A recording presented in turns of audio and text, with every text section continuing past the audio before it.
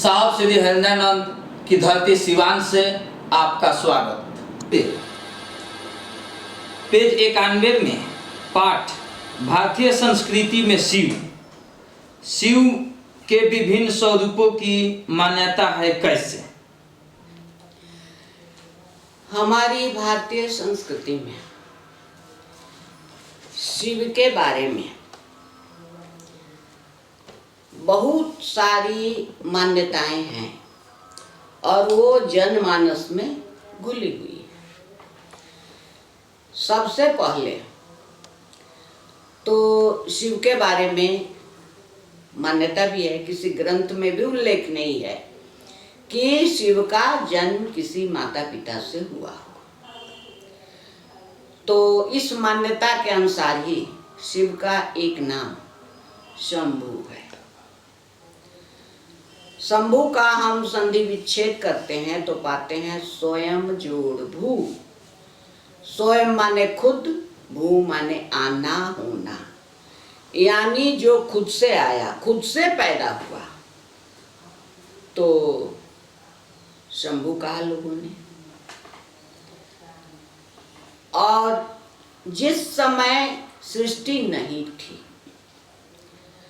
उसी समय ऐसी मान्यता है कि सबसे पहले सृष्टि के सबसे पहले शिव आए।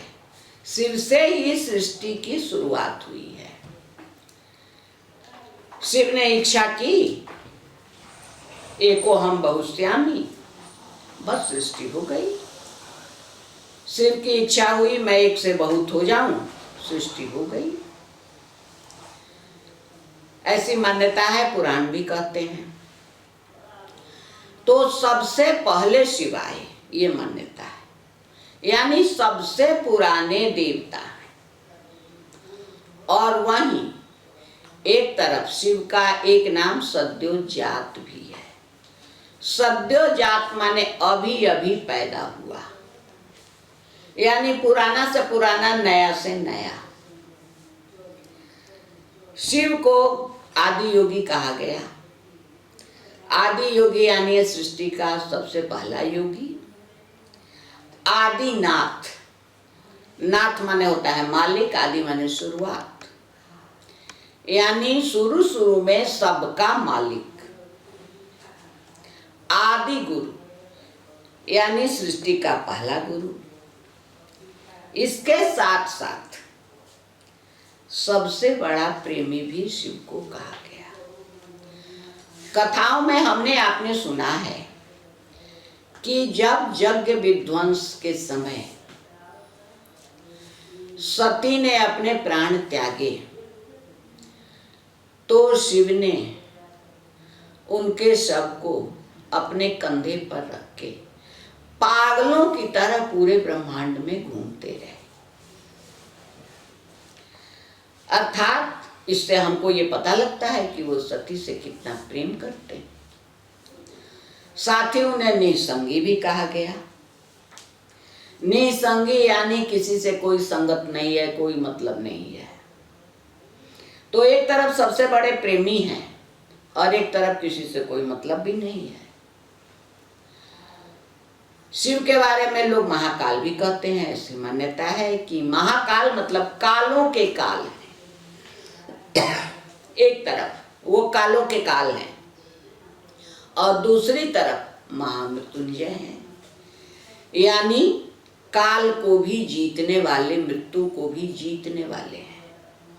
हम आप जब कोई ज्योतिषी कहता है कि आपके टिपन में या आपकी ग्रह दशा बता रही है कि आपको कोई असाध्य बीमारी होने वाली है या आपके जीवन पर संकट है, तो ऐसे में राय देते हैं ज्योतिषी पंडित के महामृत्युंजय का जप करवाइए। यानी एक तरफ महाकाल भी है, एक तरफ मृत्यु को जीतने वाले भी हैं। नटराज निसंगी हैं, महाकाल हैं, श्मशान में रहने वाले हैं, फिर भी नटराज हैं, यानी नटों के राजा। तो नर्तकों के राजा भी हैं और श्मशान में भी रहते हैं। जबकि हम आप जानते हैं नृत्य और गायन तो मनोरंजन की विधा है, तो एक तरफ वो निसंगी हैं, किसी से कोई मतलब नहीं है, और एक तरफ नटराज भी हैं। पूरी सृष्टि के सृष्टा हैं। जैसा कि अभी हम लोग बात किए कि उन्होंने बस सोचा, मन में एक सोचा ही तरंग आई कि एको हम बहुश्यामी, यानी मैं एक से बहुत हो जाऊं, और सृष्टि बन गई। यानी सृष्टि का सब कुछ जो भी हम आप देखते हैं, जीव जंतु मनुष्य वृक्ष वनस्पति, सबके सृष्टा शिव हैं। पूरी सृष्टि के मालिक हैं, लेकिन फिर भी पहनने को वस्त्र नहीं है, खाने को अन्न नहीं है। तो विभिन्न स्वरूपों की मान्यता है हमारे आपके भारतीय संस्कृति में। हम पर आप पर कोई भी संकट आता है तो ऐसी पीढ़ी दर पीढ़ी से मान्यता है कि शिव की आराधना करने पर वो दूर हो जाता है। ये हमारी संस्कृति में इतने रचे बसे हैं, इतने रचे बसे हैं कि किसी देवता को लोग बाबा नहीं कहते, लेकिन शिव के बारे में लोग कहते हैं कि ये घर घर के बाबा हैं।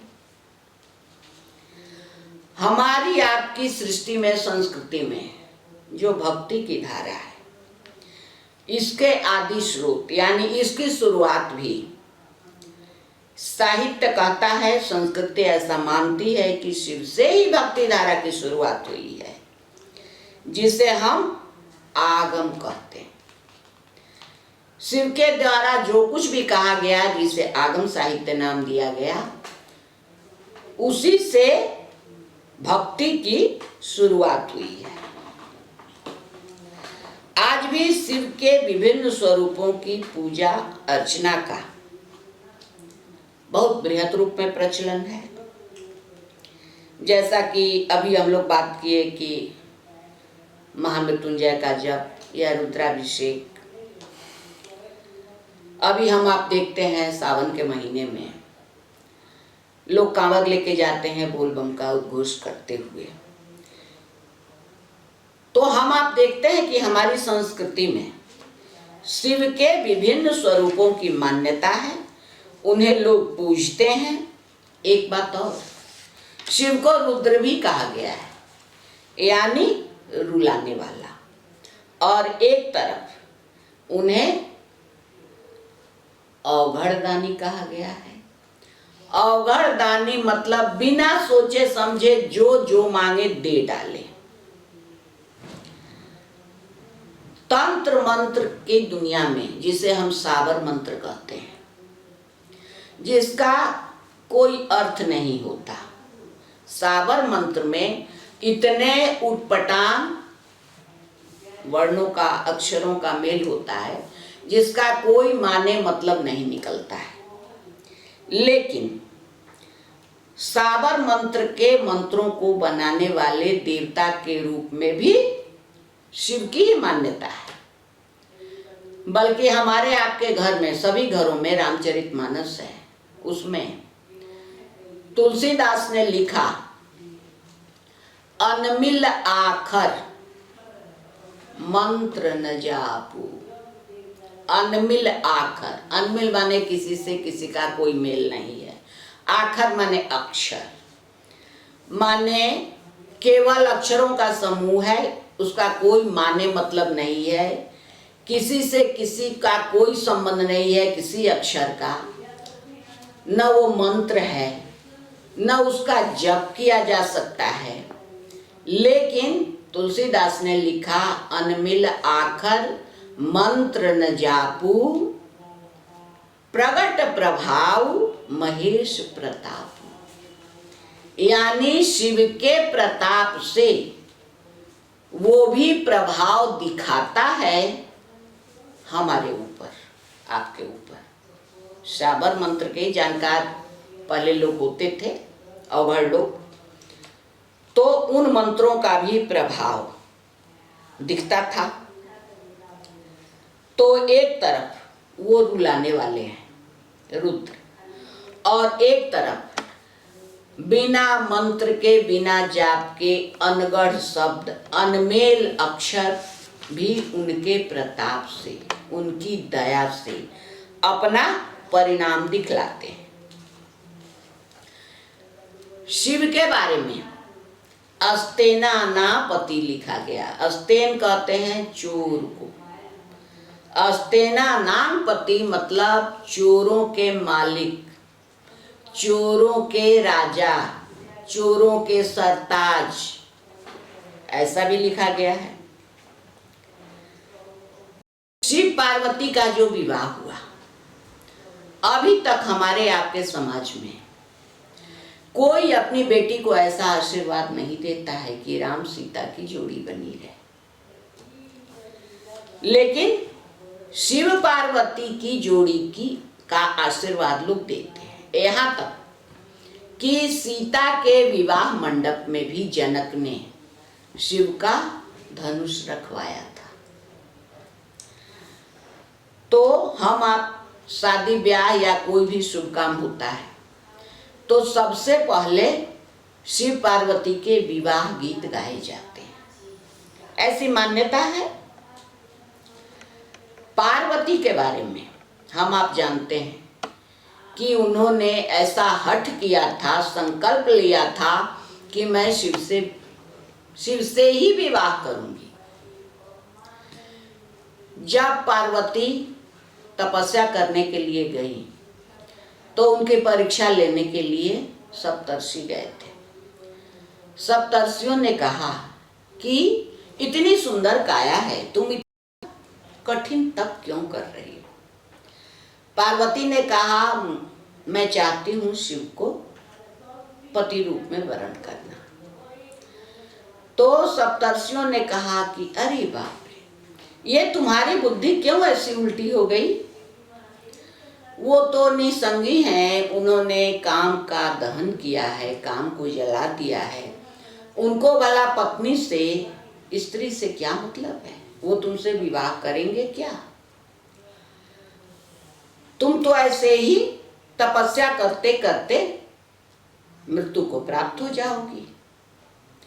तो पार्वती ने कहा कि मैं मृत्यु को प्राप्त हो जाऊंगा, फिर जन्म लूंगी, फिर मैं तपस्या करूंगी, मैं मरती जाऊंगी, जन्म लेती जाऊंगी, लेकिन फिर भी शिव को पति रूप में पाने के लिए ही तपस्या करूंगी। जिसके बारे में तुलसीदास ने लिखा, कोटि जन्म यह रगड़ हमारी, वरम शंभुनत रहूं कुमारी। चाहे करोड़ों जन्म लेना पड़े, मरना पड़े, जीना पड़े, लेकिन ये मेरी जिद है कि या तो मैं शिव से विवाह करूंगी, नहीं तो कुमारी रहूंगी। तो ये सारी मान्यताएं हमारे आपके समाज में है। एक तरफ हम आप कहते हैं कि श्मशानवासी है, और एक तरफ शिव के बारे में कहा गया है अवतांगी दास, यानी पार्वती के दास। जब तपस्या करते करते पार्वती का शरीर बिल्कुल क्षीण हो गया था। ऐसी कथा आती है कि 4500 वर्षों तक, 1000 वर्ष तक केवल बेलपत्र खा के, जल पी के, उसके बाद 1000 वर्ष केवल हवा पी के, उसके बाद बाकी समय हवा भी पीना बंद कर दी, माने हवा पीना भी बंद कर दिया। तब शिव उनके पास आए हैं और शिव ने कहा है कि हे अवतांगी, मैं तो तुम्हारा दास हूं। जबकि हम आप जानते हैं आज तक शिव ने किसी को अपना उस्ताद नहीं माना, अपने से बड़ा नहीं माना, कोई है भी नहीं। और वो पार्वती के प्रेम में इतने आसक्त हैं कि कहते हैं कि मैं तो तुम्हारा दास हूं। तो ये सारी मान्यताएं हमारे आपके समाज में, परिवार में शिव के लिए है। अभी भी हमारे आपके घर में पार्वती सौभाग्य की देवी मानी जाती हैं और शिव आदर्श प्रेमी और आदर्श पति। हमारी आपकी सभी छोटी बड़ी मांग और आवश्यकता शिव से पूरी होती है, ऐसी भी मान्यता है। लोग मांगते हैं, पूरी होती है। शिव के बारे में कहा गया है महेश्वर। सारे देवी देवता, चाहे राम हो कृष्ण हो, ईश्वर शब्द आता है उनके लिए, लेकिन महेश्वर शब्द किसी के लिए नहीं आता। ये केवल शिव के लिए आता है। ईश्वर माने होता है नियंत्रक, कंट्रोल करने वाला, नियंत्रित करने वाला, नियंता। और शिव के बारे में कहा गया महेश्वर, महाजोड़ी, सबसे बड़ा नियंता, सबसे बड़ा नियंत्रक। यानी वो पूरी सृष्टि को देवी देवताओं समेत नियंत्रण करने की क्षमता रखते हैं, नियंत्रित करते हैं। प्रलय का देवता भी उन्हें कहा गया कि जब सृष्टि के अंत में अंत आता है तो महादेव ही, शिव ही, महेश ही उसका विध्वंस करते हैं, संहार करते हैं। देश के उत्तर में राम और कृष्ण पूजे जाते हैं, दक्षिण में मुरुगन की पूजा होती है। एक शिव ही ऐसे देवता हैं जिनकी पूजा देश के हर कोने में होती है, हर कोने में समान रूप से पूजित है। और पूजा में भी क्या लगता है, हम आप जानते हैं, बेलपत्र, धतूरे का फल और जल, और सब देवी देवताओं के लिए तरह तरह के मिष्टान, पकवान, फल मंगाए जाते हैं, चढ़ाए जाते हैं। और शिव की पूजा में बस बेलपत्र, जल, धतूरे का फल, इन्हीं सब चीजों से संतुष्ट हो जाते हैं शिव। शिव की अवधारणा यानी शिव के बारे में जो छवि है, जो सोच है, वो परम ज्ञानी के रूप में भी है। परम ज्ञानी है तभी तो परम गुरु हैं, तभी तो आदि गुरु हैं। यहाँ तक कि संसार में जितनी भी कलाएं, जितनी भी विद्याएं हैं, सबों का जनक शिव को कहा गया है।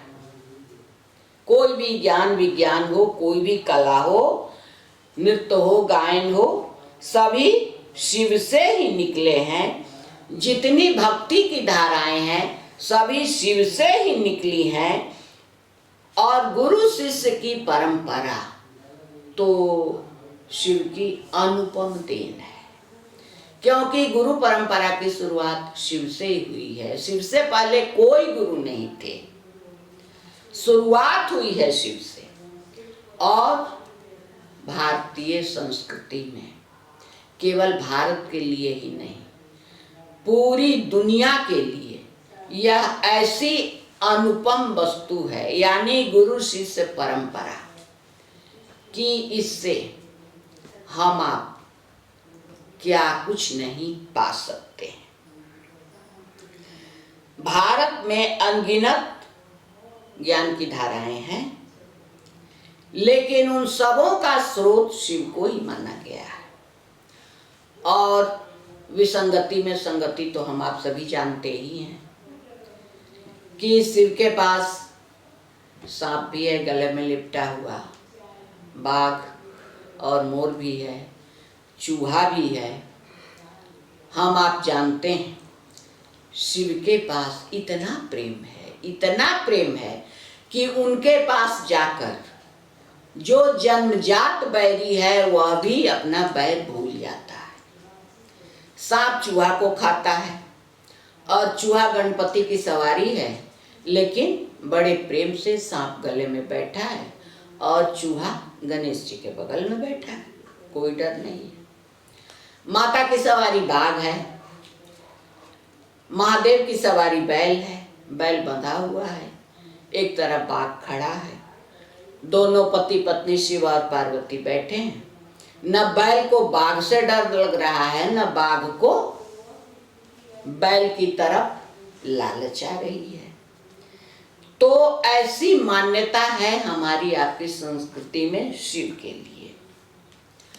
और जब हम आप शिव के सानिध्य में जाने लगेंगे, शिव को गुरु मान के धीरे धीरे धीरे जब हम आप शिव के सानिध्य में जाने लगेंगे, तो जैसे शिव के पास रहने वाले विभिन्न जानवरों को एक दूसरे से कोई बैर नहीं है, वही ज्ञान हम में आप में भी उतरेगा और हमको आपको सारी पृथ्वी अपनी नजर आएगी। ये हमारे आपके मन से दूर हो जाएगा कि ये अपना बंधु है, ये अपना नहीं है, पराया है, ये मेरा शत्रु है, ये मेरा अपना है। ये सारी भावनाएं जब शिव ज्ञान हमारे आपके अंदर उतरेगा तो इतना उदार बना देगा, इतना उदार बना देगा कि ये सारी संकीर्णताएं हमारे आपके मन से हट जाएंगी और सारी पृथ्वी प्यारी लगेगी, अपनी लगेगी, अपना अंग लगेगा। यही तो हमारी संस्कृति में शिव की मान्यता है।